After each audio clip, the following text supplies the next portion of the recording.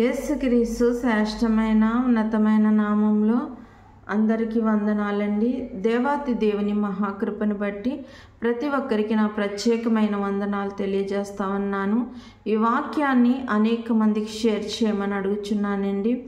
దేవాతి దేవుడి దినాన్న మనతో మాట్లాడుచున్న అంశం ఏంటంటే పరిశుద్ధాత్మ ద్వారా గర్భవతి అనే అంశం ద్వారా ఆయన ఈ దినాన్న మనతో మాట్లాడుచున్నారు. అయితే మత్తయి సువార్త 1వ అధ్యాయము 18వ వచనము, యేసుక్రీస్తు జననం మీద ఎట్లనగా ఆయన తల్లి అయిన మరియా యోసేపునకు ప్రదానము చేయబడిన తరువాత వారేకము కాకమునుపు ఆమె పరిశుద్ధాత్మ వలన గర్భవతిగా నుండెను. మరి దేవాతి దేవుడు ఈ దినాన్న మనతో మాట్లాడుచున్న అంశం ఏంటండి? పరిశుద్ధాత్మ ద్వారా గర్భవతి. మరి ఈ యొక్క లేఖనం గురించి తెలుసుకునే ముందుగా చిన్న ప్రార్థన చేసుకొచ్చండి. మహోన్నతుడ, మహిమగల రాజా, సర్వోన్నతుడ, సర్వాధికారి, నీకు వందనాలు. ఈ లోకానికి ఎందు నిమిత్తమై వచ్చావు తండ్రి నాయన. మరి లోకానికి ఎందుకు రక్షకుడిగా రానయ్యున్నావు తండ్రి. మరి నాయన ప్రతి దినము నాయన మేము తెలుసుకున్నప్పటికీ నాయన ప్రభువా నాయన మాలో యొక్క మరి మార్పు లేకుండా మరి యథార్థత లేకుండా మేము జీవిస్తున్నామేమో తండ్రి. మా జీవితాన్ని సరిచేసుకొని నీ వాక్యానుసారంగా మేము జీవించడానికి సహాయం దయచేయండి. ఇన్న వాక్యము ద్వారా మేమేమి నేర్చుకోవాలో నాయన మాకు తెలియజేసి నాయన ప్రభా అనేక మందికి నాయన నీ యొక్క రాజ్య సువార్తను నాయన ప్రభా మరి చెప్పేవారు ఉండడానికి కృప దయచేయమని ఒక చిన్న ప్రార్థన దీని సన్నిధానం చేర్చుకోమని నజరేయుడైన యేసు నామములో అడుగుచున్నాం తండ్రి, ఆమేన్.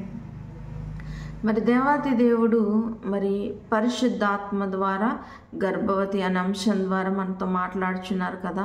అసలు ఎవరు పరిశుద్ధాత్మ ద్వారా గర్భవతిగా అయ్యారు, ఎందు నిమిత్తము పరిశుద్ధాత్మ ద్వారా గర్భవతిగా ఉన్నారు అని చూస్తున్నట్లయితే మరి సమస్తమైన మానవాళి పాపముల నిమిత్తము ఒక పరిశుద్ధుడు, నీతిమంతుడు, మరి ఎటువంటి పాపము లేని వ్యక్తి ఈ భూమి మీదకి రావాల్సి ఉన్నది. కాబట్టి ఆ యొక్క వ్యక్తి ఎలా ఉండాలంటే నీతిమంతుడుగా ఉండాలండి, పరిశుద్ధుడిగా ఉండాలి, మరి ఎటువంటి పాపము లేని వ్యక్తిగా ఉండాలి. అందు నిమిత్తమే స్త్రీ పురుషుల యొక్క కలయిక లేకుండా మరి ఒక పరిశుద్ధాత్మ ద్వారా పుట్టిన వ్యక్తిగా ఉండాలని దేవుని చిత్తమై ఉంది. మరి లోకంలో వివాహము చేసిన మరి వారికి దేవుడు గర్భఫలం అనే బహుమానం ఇస్తాడు. అంటే ఆ గర్భఫలం ఏ విధంగా వస్తుందంటే స్త్రీ పురుషుల యొక్క కలయిక వలన మరి సంతానం అనేది దేవుడు ఏర్పాటు చేశారు కదండి. మరి నీ పాపములు పరిహారం చేయాలంటే స్త్రీ పురుషుల కలయిక ద్వారా కాకుండా పరిశుద్ధాత్మ ద్వారా మరి ఒక స్త్రీ గర్భంలో మరి ఆ వ్యక్తి పుట్టాలి. అతడు పాపం లేని వ్యక్తిగా ఉండాలని దేవుని యొక్క చిత్తమైంది. అసలు ఆయన లోకానికి రావడం గల ముఖ్య ఉద్దేశం ఏంటంటే మరి గతించిన దినాల్లో ఏ విధంగా ఉండేదంటే పాపము చేస్తే మనుషులు వాటిని పరిహారం చేసుకోవడానికి మరి పక్షుల్ని కానీ వేటినైనా బలిగా అర్పించి మరి బలిపీఠం ఎదుట వాళ్ళు ఆ యొక్క ప్రోక్షణ అనేది చేసుకునేవారు.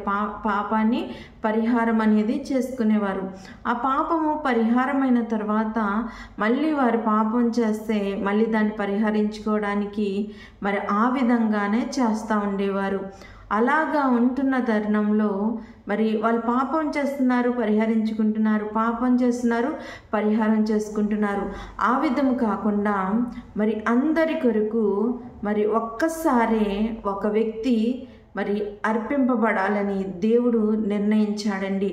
మరి దేవుని యొక్క నిర్ణయము చెప్పున మరి దేవుని యొక్క ఏర్పాటు చెప్పున కన్య గర్భమందు మరి పరిశుద్ధాత్మ ద్వారా యేసుక్రీస్తు ప్రభువాన్ని ఈ భూమి మీదకి తీసుకురావడం జరిగింది. ఆయన రావడానికి గల ముఖ్య ఉద్దేశం ఏంటంటే ప్రతి ఒక్క మానవ యొక్క పాపాన్ని పరిహరించాలి.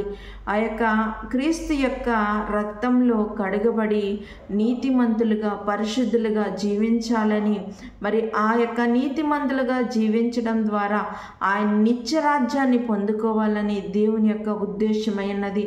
అందు నిమిత్తమే యేసుక్రీస్తు ప్రభు వారిని మరి లోకంలోనికి తీసుకురావడం అనేది జరిగింది. మరి ఆ యొక్క పుట్టుకలో ఎటువంటి పాపము లేని వ్యక్తి ఎవరైనా ఉన్నారంటే కేవలం యేసుక్రీస్తు ప్రభువారు మాత్రమేనండి. ఆయన యొక్క పరిశుద్ధాత్మ ద్వారా మరి ఆయన జన్మించిన వ్యక్తిగా మనం చూస్తూ ఉంటున్నాం. ఒక స్త్రీ పురుషుల కలయిక వల్ల కాదు, కానీ మరి పరిశుద్ధాత్మ ద్వారా ఆయన ఈ భూమి మీదకి రావడం అనేది జరిగింది. అందుకని ఇక్కడ రాయబడి ఉన్నది అసలు ఆయన యొక్క జననం ఏంటనేది మరి యొక్క పరిశుద్ధాత్మ ద్వారా మరి మరియమ్మ గర్భంలోనికి ఏ విధంగా ఆయన మరి వచ్చారనేది మనకి తెలియజేయబడుతుంది. యేసుక్రీస్తు జననం మీద ఎట్లనగా మరి మరియమ్మ గారికి యోసేపు గారికి ఏం చేయబడిందండి? ప్రదానము చేయబడింది. అంటే యోసేపు గారు మరి మరియమ్మ గారు మరి ప్రదానము చేయబడిన తర్వాత మరి దేవుని యొక్క ఆత్మ మరి మరియమ్మ గారిలో ప్రవేశించడం అనేది జరిగింది. అంటే వాళ్ళకి వివాహము జరగలేదండి. మరి మన యొక్క సాంప్రదాయ ప్రకారం ఏమంటాం? నిశ్చితార్థం అని అంటాం కదా. వాళ్ళిద్దరూ మరి ఒకరినొకరు నిశ్చితార్థం చేసుకున్నట్లుగా చూస్తూ ఉంటాం. అంటే ప్రదానము చేయబడింది, వివాహం ఇంకనూ జరగలేదు. అలాంటి సమయమందు మరి మరియమ్మ గర్భంలో పరిశుద్ధాత్మ ద్వారా మరి యేసుక్రీస్తు ప్రభువారు జన్మిస్తున్నారని మరి ఆ వార్త మరి ఆమెకి తెలియబడ్డం అనేది జరిగింది. అయితే యోసేపు గారు ఎలాంటి వారంటే నీతిమంతుడు అంటండి. అలాంటి వ్యక్తి ఏం చేశాడంటే మరి మరియమ్మ గారిని అవమానపరచకూడదు, ఆమెని రహస్యంగా విడిచి వెళ్ళిపోవాలి. ఎందుకు వెళ్ళిపోతున్నాడో ఆయన తెలియకుండా వెళ్ళిపోవాలి అని నిర్ణయించుకున్నప్పుడు మరి దేవుని యొక్క దూత యోసేపుతో కూడా మాట్లాడినప్పుడు మరి యోసేపు గారు అర్థం చేసుకున్నారండి. ఇక లోకానుసారంగా చూస్తే మరి ఎవరికైనా ఇద్దరు వ్యక్తులకు ప్రదానం చేయబడిన తర్వాత మరి ప్రదానం చేయబడిన వ్యక్తితో ఎటువంటి సంబంధము లేకుండా ఒక వ్యక్తి మరి సంబంధం లేకుండా ఒక స్త్రీ గర్భవతి అయిందనుకోండి, ఈ లోకం ఎలా చూస్తుందండి? మరి ఆ యొక్క ప్రదానం చేయబడిన వ్యక్తి ఆ యొక్క స్త్రీని ఏ విధంగా చూస్తారో ఒకసారి ఆలోచించండి. అయ్యో నేను ఏ తప్పు చేయలేదు అని ఆమె చెప్పినా కూడా ప్రదానం చేసుకున్న వ్యక్తి వినడండి. నువ్వు పాపం చేసావు, ఎవరితోనో నువ్వు పాపం చేసి గర్భాన్ని నువ్వు తెచ్చుకున్నావని ఎంతగానో అవమానానికి గురి చేస్తారు, నమ్మరు. లేకపోతే చూస్తున్న సమాజము కూడా ఏం చేస్తుంది? నువ్వెవరితోనో పాపం చేసి మరి యొక్క గర్భాన్ని తెచ్చుకున్నావని ఎన్నో అవమానకరమైన మాటలు అంటూ ఉంటారు. మరి ఆ దినాల్లో మరియమ్మ గారు కూడా ఆ విధమైన అవమానానికి గురై ఉండొచ్చు. అయినప్పటికీ కూడా మరి యేసుక్రీస్తు ప్రభు వారికి జన్మనివ్వడానికి ఆమె ఇష్టపడిందండి. ఆయన కోసం ఎన్ని అవమానాలైనా నేను భరించుకుంటానని ఆమె దృఢంగా నిలబడింది. మరి యోసేపు గారు కూడా తన వివాహం చేసుకునే మరియమ్మ గారికి సపోర్ట్గా ఉన్నారు. ఎప్పుడైతే దేవుని దూత మాట్లాడిందో మరి మరియమ్మ గారిని ఆయన ఏం చేశాడు? నమ్మాడు. ఏ పాపము చేయలేదని, ఏ తప్పిదము ఆమె చేయలేదని గ్రహించుకున్నాడు. మరి లోకము ఆ విధంగా గ్రహించుకుంటుందండి. లోకంలో ఎవరైనా చెప్తే నమ్ముతారా? నమ్మరు. కానీ మరి యోసేపు మరియను అర్థం చేసుకున్నారు. ఒకరిని ఒకరు అర్థం చేసుకుని ఇది దేవుని ఏర్పాటు, దేవుని చిత్తము కాబట్టి ఇలాగూ జరిగిందని వాళ్ళ ఆలోచన మరి కలిగి ఉన్నారు. ఆ విధంగా ఆమె యొక్క గర్భంలో పరిశుద్ధాత్మ ద్వారా యేసుక్రీస్తు ప్రభువారు జన్మించడం అనేది జరిగింది. అలాగూ మరి లోకానికి రక్షకుడు వచ్చాడు. ఆ యొక్క రక్షకుడు రావడానికి గల కారణం ఏంటంటే నీ కొరకు నా కొరకేనండి.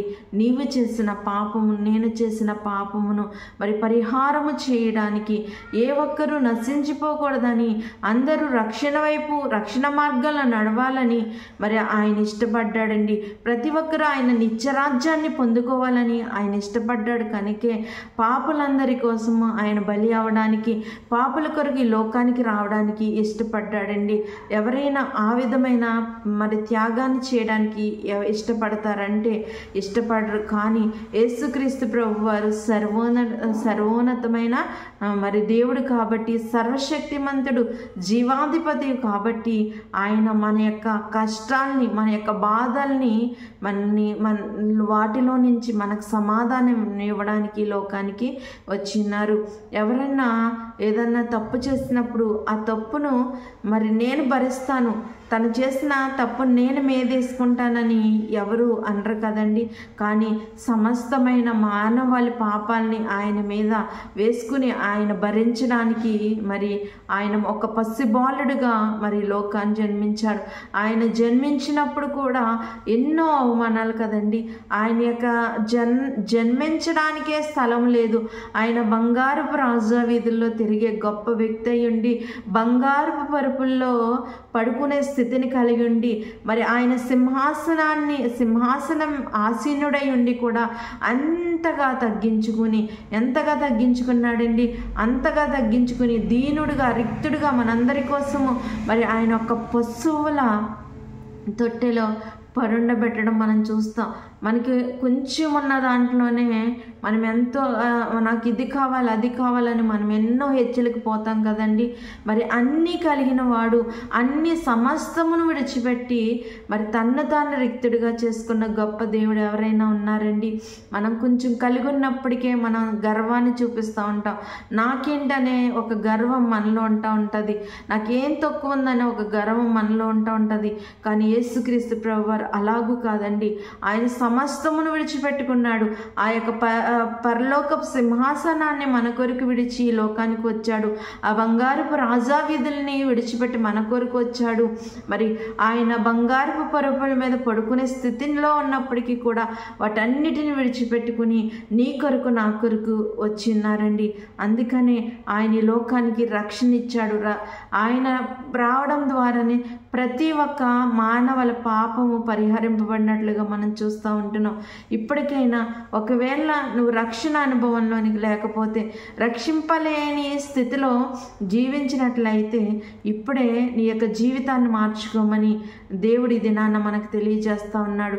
ఎన్ని సంవత్సరాలు జీవించినా ఒకే రకమైన జీవితం కాదు, కానీ నీ జీవితాన్ని ఈ యొక్క సంవత్సరంలోనైనా మార్చుకోమని ఆయన మనతో మాట్లాడుచున్నారండి.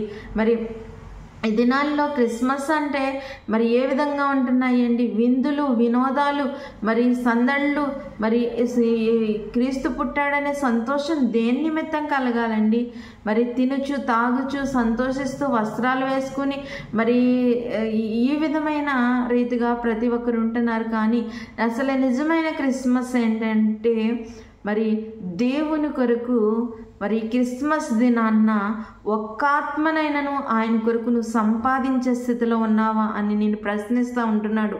ఈ రక్షణ దినంలో యొక్క క్రిస్మస్ దినాల్లో దేవుని కొరకు నువ్వు ఒక ఆత్మను సంపాదించినట్లయితే దేవుడు ఎంతగా సంతోషిస్తాడండి.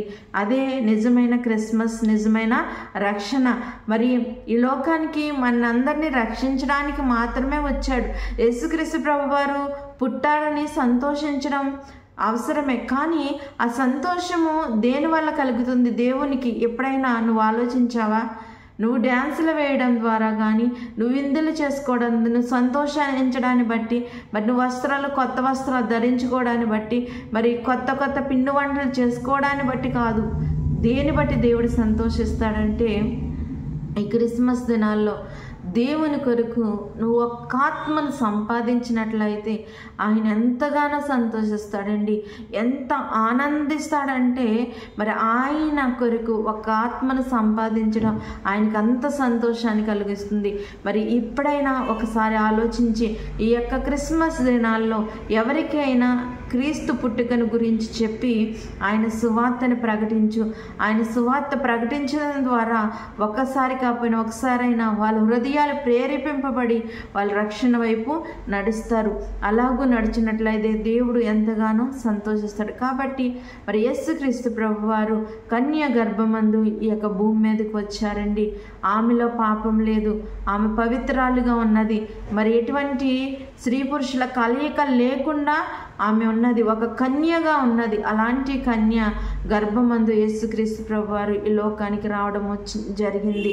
కాబట్టి ఆయన పుట్టుకలో కానీ ఆయన పెరిగిన విధానంలో కానీ దేనిలో కానీ ఎటువంటి పాపము లేదండి. ఆయన పరిశుద్ధుడు, నీతిమంతుడు. కాబట్టి అలాంటి లోకరక్షకుడి కొరకు మరి అనేక మందికి సువార్తను ప్రకటించి ఆయన కొరకు అనేక ఆత్మలు సంపాదించడానికి పరిశుద్ధాత్మ యొక్క వాక్యము ప్రతి ఒక్కరి జీవితాల్లో ఫలింపచేయునుగాక. ఆమె అందరికీ వందనాలండి. ప్రార్థన. మహోన్నతుడా, మహిమగల రాజా, సర్వోన్నతుడా, సర్వాధికారి, నీ కృపగల నామంలో లెక్కించలేని స్తుతి స్తోత్రములు చెల్లించుకుంటున్నామయ్యా. ఇది నాన్న తండ్రి నాయన ప్రభా, మరి ఈ యొక్క క్రిస్మస్ దినాల్లో తండ్రి నాయన కన్య గర్భము ద్వారా నువ్వే విధంగా జన్మించావు అనేది మేము తెలుసుకుని చుండగా ఎటువంటి పాపము లేని వ్యక్తిగా, నీతిమంతుడిగా, పరిశుద్ధుడిగా నాయన ప్రభు లోకాన్ని నాయన రక్షించడానికి, లోకంలోని ప్రతి పాపమును తీసివేసి ప్రతి ఒక్కరిని పరిశుద్ధులుగా చేయడానికి నాయన ప్రభా నీ బంగారపు రాజావిధులను విడిచిపెట్టి తండ్రి నాయన నీ సింహాసనాన్ని విడిచిపెట్టి ప్రభా నాయన బంగారపు నాయన పరుపుల్లో పరుండవలసిన స్థితిలో ఉన్నప్పటికీ కూడా నాయన మా కొరకు నాయన రిక్తినిగా నాయన నువ్వెంతగానో తగ్గించుకుని లోకానికి వచ్చినావు ప్రభా.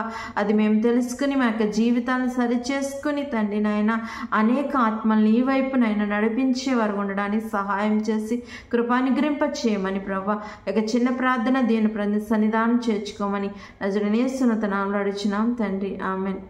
అందరికీ వందనాలండి.